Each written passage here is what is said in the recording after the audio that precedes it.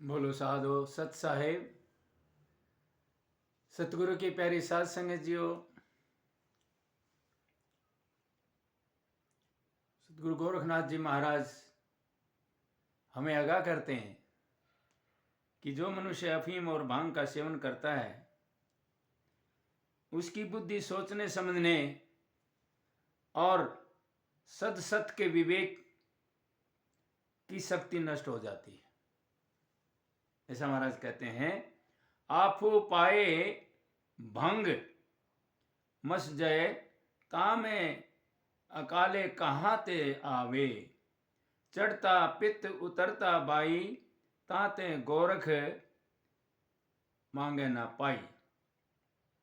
इस तरह से यही कारण है कि गोरखनाथ ने भांग का सेवन नहीं किया, अथवा गोरखनाथ का वचन है कि भांग का सेवन नहीं करना चाहिए। लेकिन नाथ संप्रदाय में आजकल के महात्मा लोग वाणी का अनुसरण न करते हुए मनमानी करते हैं, हठ योग करते हैं, न जाने क्या क्या भांग धतूरा और सुल्फा गांजा फीम अचर्स चर्स और शराब इत्यादि का सेवन करते हैं। तो महाराज कहते हैं कि ऐसा नहीं करना चाहिए, क्योंकि इससे हमारे जो प्राण हैं, प्राणापान हैं, वो सामर्थ्य नष्ट हो जाते हैं। इसलिए इनसे बचना चाहिए। बोलो साधो सत साहेब। आगे महाराज कहते हैं, मंदिर छाड़े कुटी बनावे, त्यागे माया और भांगवे मंगवे, सुंदर छाड़े नकटी बासे ताते गोरख अलगे नासे। तो महाराज जी कहते हैं कि साधक को निष्प्रपंच होना चाहिए। यदि वह अपने प्रति ममता का त्याग कर एकांत में जाकर कुटी बनाकर गृहस्थ की तरह रहते हुए साधना करता है तो यह तो वैरागी नहीं है ना। क्योंकि महाराज कहते हैं ये वैरागी नहीं है। इसी तरह यदि वह माया का परित्याग कर रुपए पैसे आदि के संग्रह के प्रति निष्काम होकर साधना काल में अपने अनुयायियों को प्रोत्साहित करता है कि वे द्रव्य आदि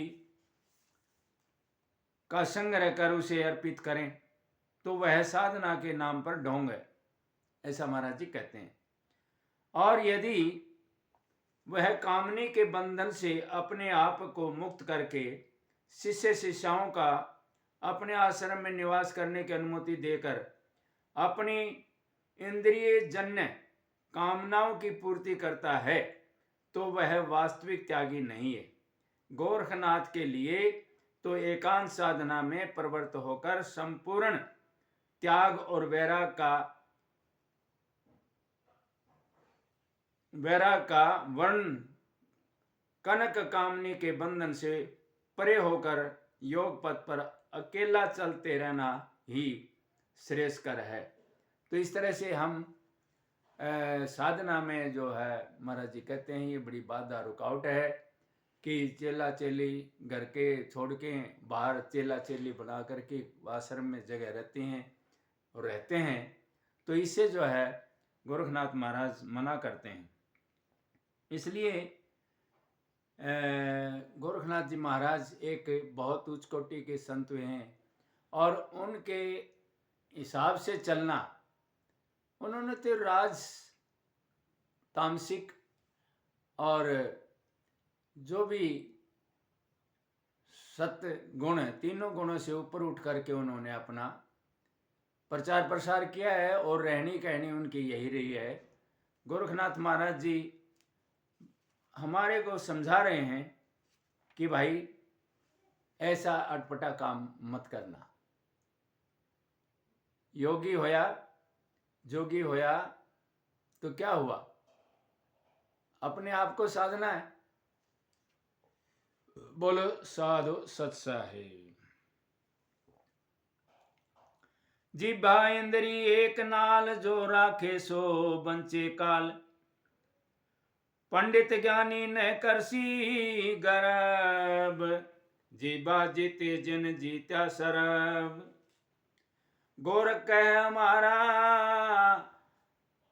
शस्त्र पंथ जी भाईंदरी दीजे बंद। जोग जुगति में रहे समाए ता जोगी को काल ने खाए। तो महाराज जी कहते हैं जो साधक अपनी जीव वाणी को बस में रखकर एकमात्र परमेश्वर परम शिव एक नाल के आश्रित रहता है वह काल का भी यानी कि मृत्यु पर विजय कर लेता है। हे पंडितों ज्ञानियों, शास्त्र ज्ञान को जीवन में बिना आचारित किए वाद विवाद में ही कालक्षेप करने वालों, अपनी जानकारी का गर्व मत करो। यह तो व्यर्थ प्रलाप है और जीवा का दुरुपयोग है। वास्तव में जिसने जीवा को स्वाद के पीछे भटकने न देकर मिताहार से शरीर का पोषण कर लिया और व्यर्थ शास्त्र ज्ञान का ढंढोरा न पीटकर प्रभु परमेश्वर के चिंतन में लगा रहा, उसने समस्त साधन संबंधी विघ्नों पर विजय प्राप्त कर ली है। हमारा हठ योग सूक्ष्म है, हठ योग मार्ग सूक्ष्म है, अनुभव गम्य और सर्वग्रहण ग्रह तथा निर्मल है, निष्पक्ष है। और इस मार्ग का सबसे उत्कृष्ट साधन यह है कि साधक स्वाद व्यक्ति और वाणी को संयमित रखकर योग की युक्ति यानी कि साधना में लग जाए। ऐसे योग साधक योगी को मृत्यु का भय नहीं रहता है। इसलिए वाणी के ऊपर सभी संतों ने जोर दिया है, वाणी ऐसी बोलिए मन का आपा खोए और उनको शीतल करे आप भी शीतल होए।